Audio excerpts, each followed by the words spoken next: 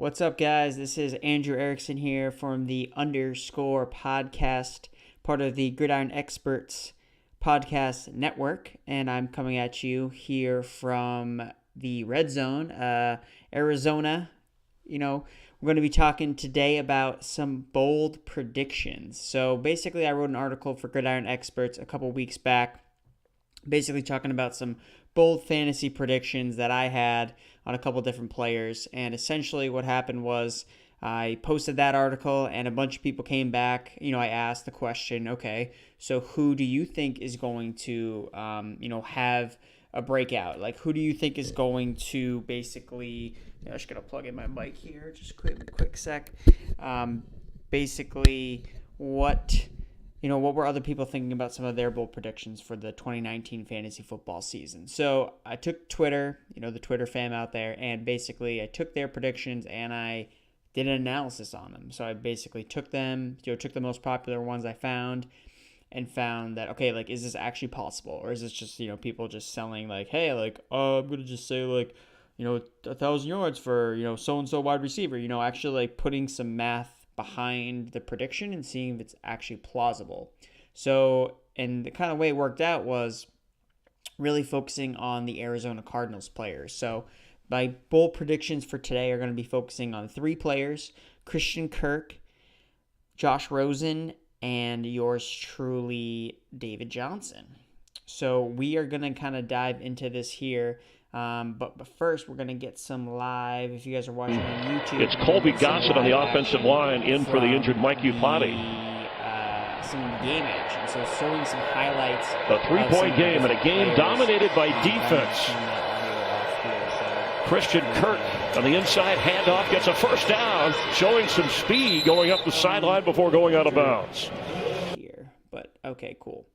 So basically, I'll start with Christian Kirk. So essentially, Christian Kirk, the prediction with him was that he would finish as a top 15 wide receiver. And essentially, so this prediction came from Superflex Junkie. Great Twitter handle. Go give him a follow at Superflex Junkie. And I think his name was Bobby. I specified that his name was Bobby. So essentially, it's fun to watch this Charger team, and always good to see Larry Fitzgerald. The projection for Christian Kirk as a stat line of 85 receptions for 1,000 yards, over 1,100 yards, and 6 touchdowns. So in terms of fantasy production, that would result in approximately 231 PPR points. So that would be good for basically wide receiver 15 overall in 2018. So that's going to be the benchmark for us to set. So we'll take a look at what Kirk did in 2018 and see if we can basically see if he can build on that production going into 2019. So in 12 games, Christian Kirk he scored 123.5 PPR fantasy points, averaging right around 10.3 fantasy points per game. So essentially, he was basically the number 2 wide receiver behind the aging, the wonderless Larry Fitzgerald. I'm not sure why the audio keeps going on the games, but I digress. We can always just make it super low so it's not negatively impacting us here. So we can keep it on in the background. That'll be okay. So essentially, so where was I? Yep. So Christian Kirk. So again, he was basically the second receiver in basically almost every statistic. He was second on the team in receiving touchdowns, which was 3. That makes you want to cry a little bit inside. Led the team in air and yards per target, 8.7, yards per reception, yards per route run, and yards after catch per reception. So if you extrapolate Kirk's numbers in 2018 over a 16-game pace, he actually would have finished with right around 165 fantasy points. So that would have been good for wide receiver 35 in 2018. So we are still a tad bit off from where we really They're down in 6. Which is right around wide receiver. If I come and trick or treat to your house, you'll take care of me. I'll give you good candy. So they're down in 6. And the pass up the middle, and it's intercepted. 49ers get it back, and Jaquiski Tartt still on his feet. and goes down outside the 10. Only the second interception of the year by the 49ers, and their fourth takeaway. They're unaccustomed to this kind of turnover ratio deal, and they are threatening. They'll have the ball at the 12 of the Cardinals. Well, here he is right here up in the line of scrimmage, and he's going to drop back. And I'm telling you, Josh Rosen never sees him as he gets back in there. He reads the quarterback's eyes, just playing zone right. Rosen instead of Sam Bradford. So 11 PPR points per game, 6 targets per game, 52 receiving yards per game, 4 receptions. So again, not blowing your mind with these stats, but better numbers. One timeout left for Arizona. And here is Rosen into the end zone. Touchdown! Christian Kirk! And that's good for wide receiver 32. So we moved up 3 spots to coach wide receiver 15. So interestingly enough, though, Fitzgerald had very similar numbers to Kirk with Rosen. So right around 4 receptions per game, 11.6 points per game, 7 targets, 44 receptions. So with Rosen and Fitzgerald, the numbers were pretty similar in terms of his target share, in terms of reception, in terms of 2-point conversion coming up. Basically fantasy points per game with the 2 quarterbacks.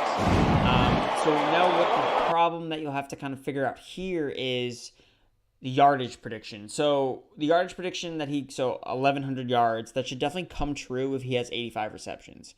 He was averaging 13.7 yards per reception. So anything above 80 receptions is going to get him that yards, get him the yardage. So the yardage is not really where you need to be concerned. The concern is more or less about the 80 receptions. Underneath, but is it physically possible for in this offense? It is a new offense with Cliff Kingsbury. With this new offense, can Christian Kirk break through, bust through to the next level of 80 receptions? And, what kind of target share would he actually have to command to actually reach 80 receptions? So he had a 66.2 catch rate last season, and with that, he would need to get around 120 targets to essentially get to 80 receptions if he can, continue with that catch rate. So is this possible? So essentially what I did was I took Fitzgerald's 7 targets per game and I swapped them over to Kirk. So essentially replacing that, Kirk takes that next step and becomes the number 1 target for Josh Rosen over Larry Fitzgerald. So I basically kind of swapped their numbers. So, Rosen's had a receiver like he's put up numbers with Fitzgerald. So I'm kind of, okay, well, if he can do it with Fitzgerald, it's possible he could do it with Kirk. So that's kind of where I'm coming from here. So 112 targets. So, and it's not really crazy to think that Kirk, he's a guy that broke out at a very early age at the college level, as an 18-year-old, as a true freshman. So I could definitely see Kirk taking that next step into becoming the go-to guy in his second season. And especially with Fitzgerald's coming off his worst season of the year, and he's not getting any younger. He's just getting older. In terms of touchdowns, so that would give him right around 112 targets. So we're still kind of falling under our 120 target mark, but still we're getting pretty close. And then in terms of touchdowns, I would say anywhere, the projection was 6 touchdowns, so I think that's pretty attainable. It's not an absurd number for a receiver to hit a 6 touchdown mark. I would say that, Josh Rosen is definitely probably due for some positive regression in terms of touchdowns. I mean, he only threw, I don't have the number in front of me, but he definitely threw like under 20 touchdowns last season, and you'd have to expect that you're going to see some touchdown regression in terms of the whole Cardinals offense, which actually we'll get into a little bit later. But essentially, I'm going to expect to see some touchdown regression, positive regression for that here. And to not ignore playing the entire Christian Kirk. Here we go. We're going to play this. We'll play a different game here. Here's another touchdown for Christian Kirk for you guys that are watching on YouTube. All right, let's get this up here. Okay. All right, cool. Are you sure you know what you're doing right there, Josh? Because that. So going back to positive regression is coming, and I'll get into it a little bit more deeper when I talk about David Johnson. So again, 393 yards or 393 passing attempts in 13 games is what Rosen had. in 2018. So if you extrapolate that over a 16-game period, that turns into about 483 passing attempts. The average NFL team over the past season has had about 522 pass attempts per season.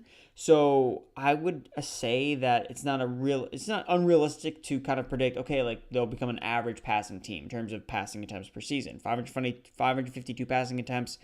Cliff Kingsbury's already talked about, I want to come out and throw the ball. So that would be able to put him above that 120 target mark that we were talking about for Christian Kirk. He'll be able to reach that off, mark. But once again, you throw the ball late over the middle and you're just asking for trouble. We're going to get a quick look here at Christian Kirk, the local kid from Scottsdale, played at Texas A&M, was the second-round pick of the Cardinals in the most recent draft. He's the number 1 punt return man. Kaiser gets off a good kick, but returnable. Here's Kirk. And there's a seam for Kirk past the 40-yard line. Punter to beat, and Kirk trips. And he'll hear about that one for the next few weeks. But per game and averages the same, yards per catch that he did last season, he will hit that 80-plus reception mark and hit that 4,500, that 1,100-yard receiving mark in the Arizona Cardinals offense. So considering Kirk also,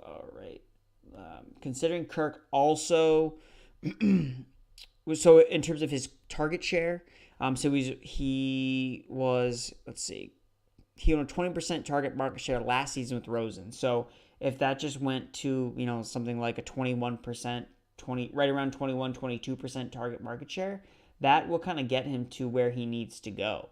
And now I'm going to play some David Johnson clips for you guys. To track that throughout the day. Those are the 3 games going on right now.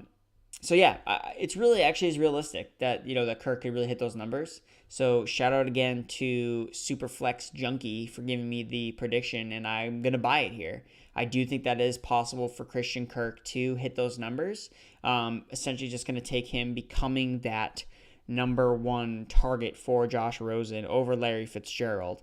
So essentially, I'm going out to buy Christian Kirk in Dynasty Football League. So if you have the chance to buy him, I would buy him now. I think that, he definitely has the college pedigree, a really early breakout age. That's something that's really predictive of future success. So I would go out and buy Christian Kirk in Dynasty Leagues, and I think he's going to be a guy that you definitely want to target later in your drafts. I would not expect a lot in the beginning of the season. I would say that Fitzgerald will probably be more relevant in the beginning of the year, but I think Kirk can be a guy, kind of like a Robbie Anderson later down the line that you're playing on a week-to-week basis because he's just getting targets. He's getting fed targets. And as the offense in Arizona gets accustomed to Cliff Kingsbury a little bit more, I expect the production to increase as the season goes on. So, you can get him probably super late in redraft, and maybe even if you can't get him in Dynasty, during the offseason, if he starts out slow, go target him. And again, he also makes plays in the return game. So it's just another added bonus you can get from Christian Kirk, which is why I think that he will finish in the top 15. I think that is possible, and I think that he will hit that type of reception mark. That's definitely possible as a bold prediction here. So now we're going to get into the predictions for Josh Rosen. So Josh Rosen, I talked about Josh Rosen a little bit, just talking about with the passing attempts. So Josh Rosen, someone predicted that he would be a top 10 quarterback. So I don't have the exact person that predicted. It was actually a bunch of people that came out and said that Josh Rosen was going to be one of the guys that was going to, break out this season as a top 10 quarterback, and I am going to disagree with that. Actually, it was Superflex Junkie again. So shout out to him for coming in hot with these bold predictions. But I'm not going to buy that. I'm not going to buy him. He's going to be a top 10 quarterback just because the quarterback position is so deep that you can basically get a top 10 quarterback, essentially anywhere. And I'm not going to buy into basically the worst rookie quarterback from last season playing in a new offense. It's not necessarily something that I'm going to 100% buy into. Just because there's more passing volume doesn't mean there's always going to be an increase in efficiency. So again, passing volume works for the skill positions. So for receivers, for running backs, like they are going to see boosts. But in terms of the quarterback position, passing volume does not always result in more fantasy points. It's just, volume. So again, and if you look at, Rosen compared to, a lot of people are comparing Rosen to Jared Goff from his rookie season. Speaking of Jared Goff. So Jared Goff it was basically his rookie season. He failed to become a top 200 quarterback in his second year. Everyone saw the big jump up for him. The Rams offense, I from basically worst to, I don't think it was first in then first year, but, much improved. But even that season, Jared Goff did not finish as a top 10 quarterback. So I'm not going to buy into, if you're going to be Jared Goff 2.0, but he's going to finish as a top 10 quarterback. Not with the way the quarterback position is. It's too deep. And I don't think that Josh Rosen, will finish as a top 10 fantasy quarterback. So I'm selling that prediction as Josh Rosen as a top 10 quarterback. Now, getting into the last bold prediction here, David Johnson. It's a bold strategy, Cotton. So David Johnson, let's get this here. So the prediction for David Johnson was that he's going to finish as a top 5 quarterback at the quarterback board. Carissa Thompson has that. Thanks, Kevin. Yeah, they were trailing 3-0 looking. Is essentially, so he was a bust last year. He wasn't a bust. I shouldn't say that. He frustrated fantasy owners, I should say. So David Johnson was basically, he was frustrating. But the bold prediction for David Johnson is that he will It's a bold strategy, Cotton. Let's see if it pays off for him. A top 5 running back again. It's been a while. It was essentially 2015 since 2016 when he was really that guy. Last year he was hurt, so he couldn't do much. But this season he finished as the RB9. But he was really disappointing from a standpoint because he wasn't really winning you any weeks. He wasn't that top tier running back that you took in the top of the first round. And trust me, I know. I had a first round pick. I had the first overall pick in one of my leagues that I came in last year. Humble brag. And I took David Johnson. I took him confidently, and I looked over to my friend. I was like, "Yeah, you can take Todd Gurley, no worries." And that didn't really work out for me. I actually ended up trading David Johnson in that league for Devontae Adams, which in retrospect was a very good trade. It seems like in that league in particular, I don't know why, in that league, every time all my keepers are always just absolutely terrible. They always get injured. I remember 2 years I had Greg Olsen and Bilal Powell both off my team. This year I had Dalvin Cook and David Johnson, and my team was just not winning. I started like 0-6. So I had to trade them both for receivers. I traded Dalvin Cook for Cooks, and I traded David Johnson for Devontae Adams. And I would never really traditionally trade a running back for a receiver, but those running backs were just not panning out. I couldn't get them to like do anything, and I was like kept losing, so I was like, I need to like make a move and change it up. So anyway, the bold prediction for David Johnson. A lot of people are kind of riding the comeback tour for David Johnson, thinking that okay, he can be the guy after a disappointing 2018. Essentially what we can kind of see here is, what was the reason why he did so bad? A lot of people blame the offensive line, and rightfully so. They were not good in a lot of different metrics. So according to Football Outsiders, Arizona ranked 25th in terms of adjusted line yards. So basically the Cardinals were not creating many offensive, yardage for David Johnson to really go through. But they were pretty good on a couple other metrics. They were good in 10th. They were 10th in power success and 6th in stuffed rate. So David Johnson wasn't necessarily getting stuffed all the time, and they were able to get, some power runs here and there. So it's becoming interesting to me because it's like, everyone's blaming the offensive line, but I don't think it really was all the O-line's fault. I don't think David Johnson was nearly as good, and I think a lot of his game is in the receiving game. That's like really where his bread and butter was when he was, one of the top players in fantasy football was in the receiving game, and that was something that he was just not being utilized in the new offense that they were running last year in Arizona. So hopefully Cliff Kingsbury, it would make sense, but one thing I've learned from playing fantasy football and watching football is that you do not know, assuming that coaches are going to be rational, that is your first mistake. You cannot assume that, they're going to probably get him involved. They're probably going to throw him the ball. Like, you don't know that. Because if they, why do we keep having these conversations? Like, we keep saying that, he'll just do this, he'll just do that. Like, it makes so much sense, and then they don't do it. So, assuming that they're just going to do it doesn't actually, make sense in the long run. So, I would try to avoid, necessarily giving into they'll just obviously just do that there when they may or may not actually do that. So I wonder why this isn't playing more David Johnson highlights. All right, because there are no David Johnson highlights. 3 tight ends. DJ Nelson's put out wide to the left. Offensive line is not good. It's definitely not good. But again, it is Johnson. He's in. Touchdown. So a second opportunity after his knee was down.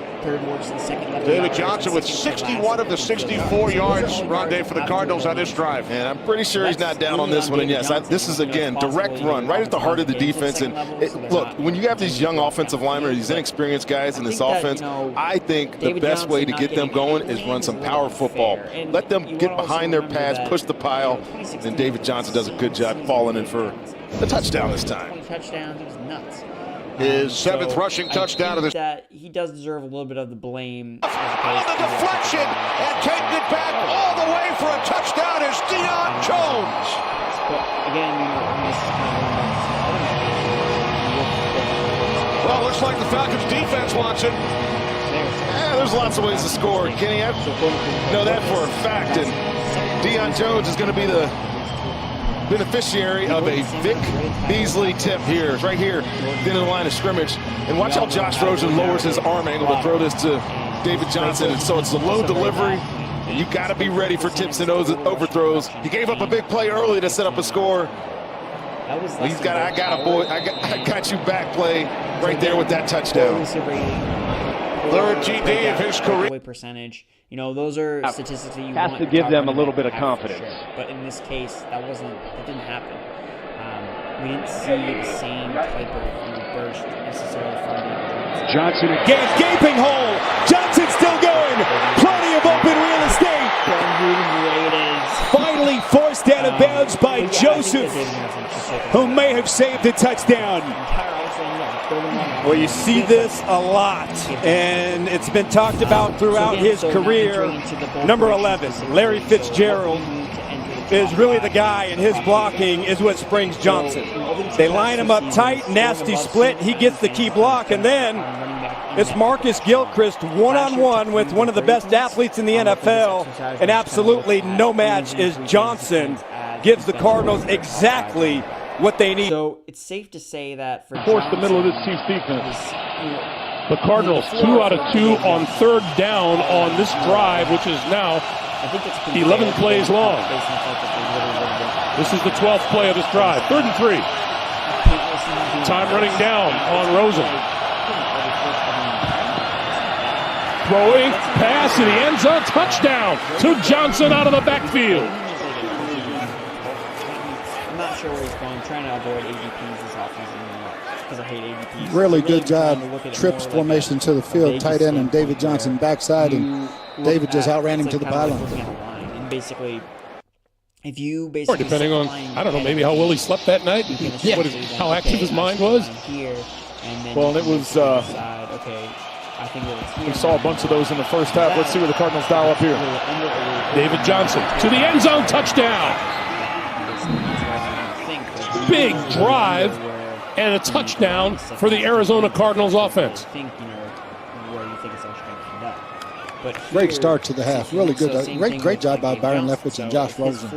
Obviously did a great job at halftime, getting some adjustments made and getting the right plays in. Really good. You know, it's good value, and I think that's part of the reason people are off David Johnson a little bit, just because good job him so high last year, and it's similar to what happened. Into your next route, and that time David Johnson, good back shoulder throw by Rosen, plenty of time in the pocket. Big first down. 23-yard pickup. Rosen sets up the screen, intercepted! Picked off by Justin Houston!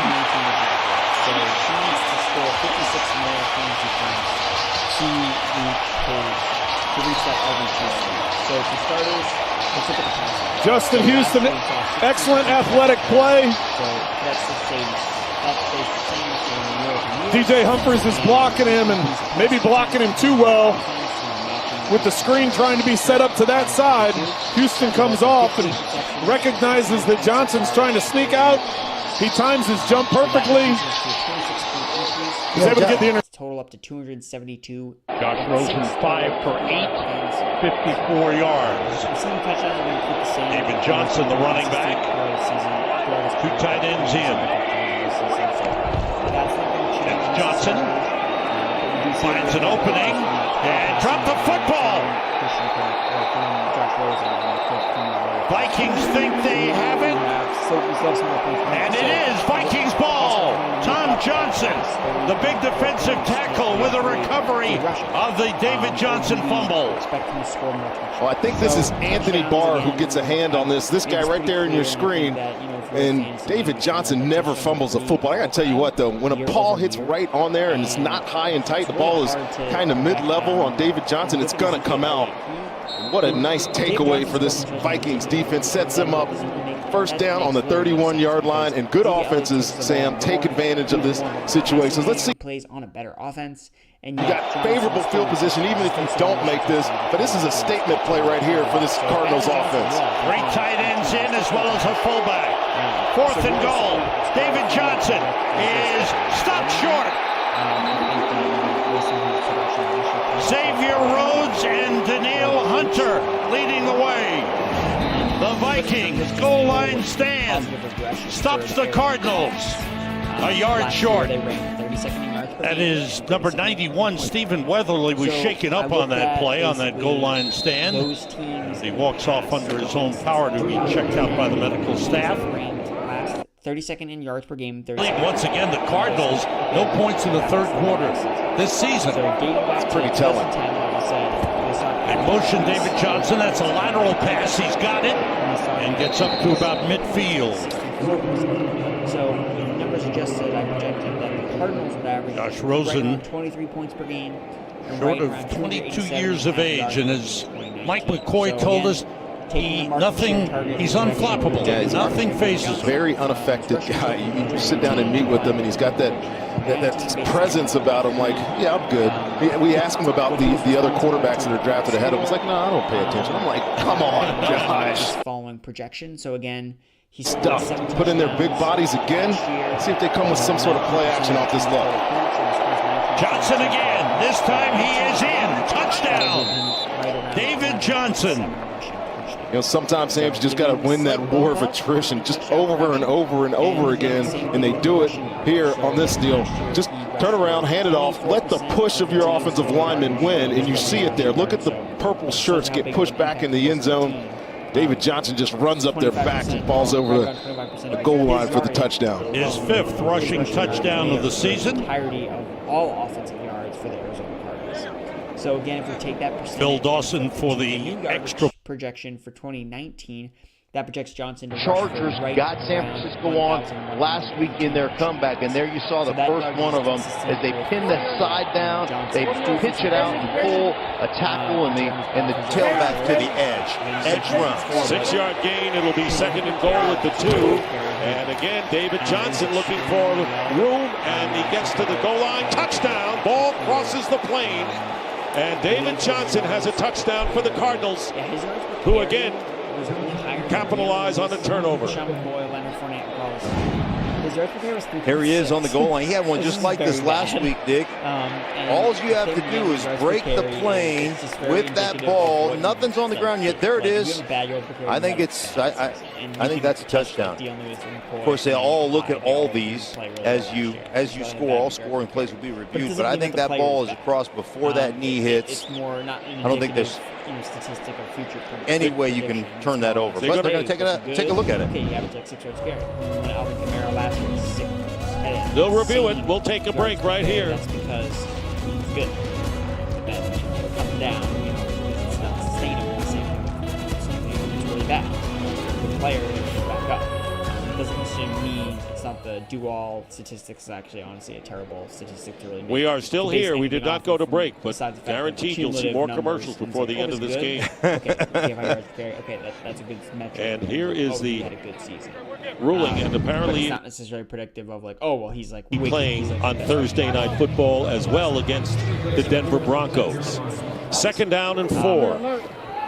So he's already increase. So anywhere between around 4.3 yards. Johnson First down and touchdown. David Johnson with his second touchdown of the game.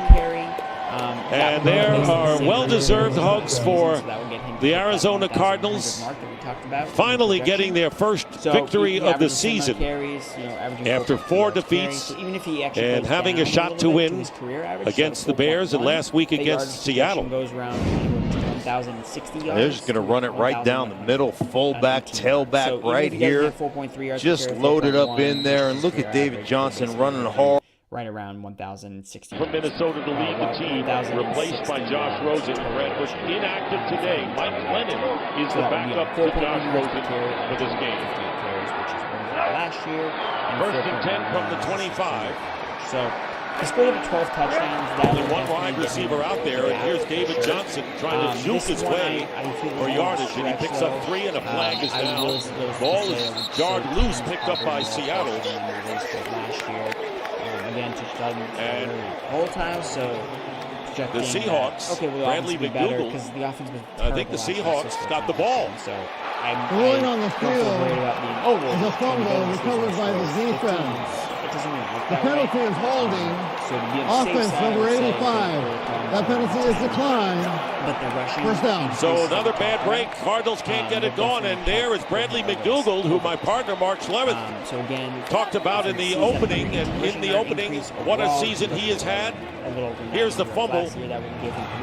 That's Flowers. That's Trey Flowers ripping the ball out. They have a competition in practice. Trey Flowers rips it out. McDougall right there. Johnny on the spot to pick it up.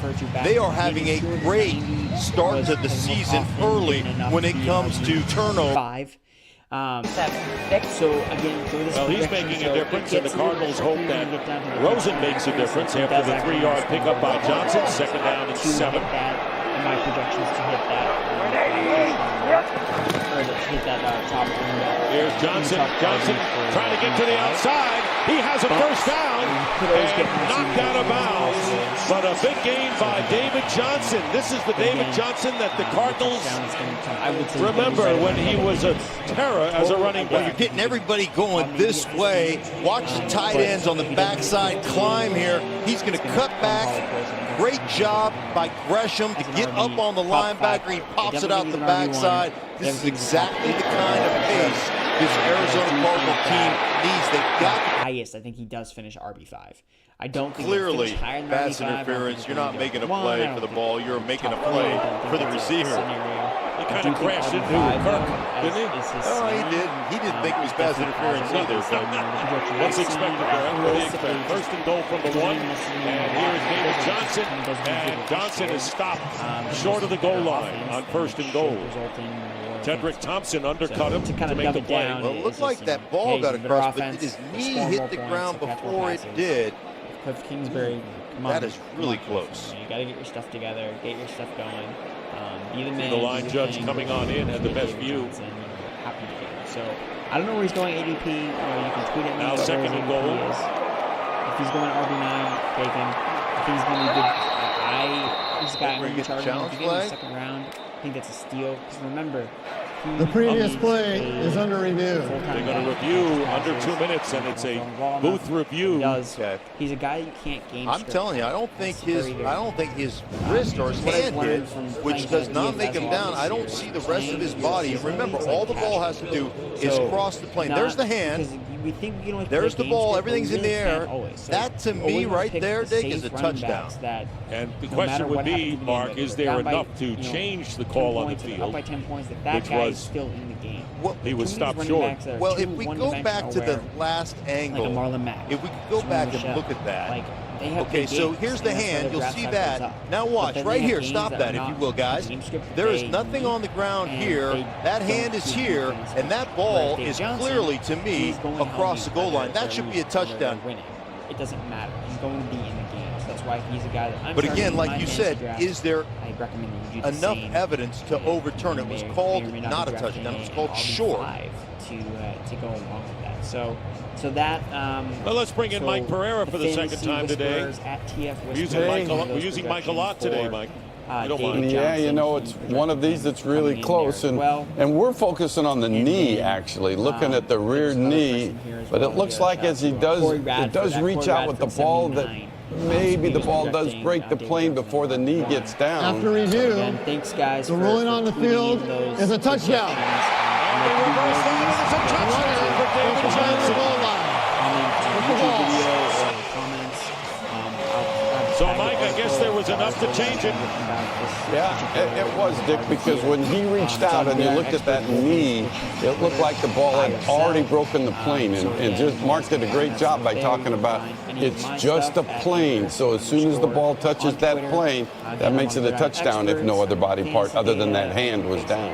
All right, Mike, thank you very much. So David Johnson with a 1-yard touchdown run, and that's the first touchdown for Josh Rosen leading the team. Bill Dawson on for the conversion with more than glad under 2 minutes to go in the first half.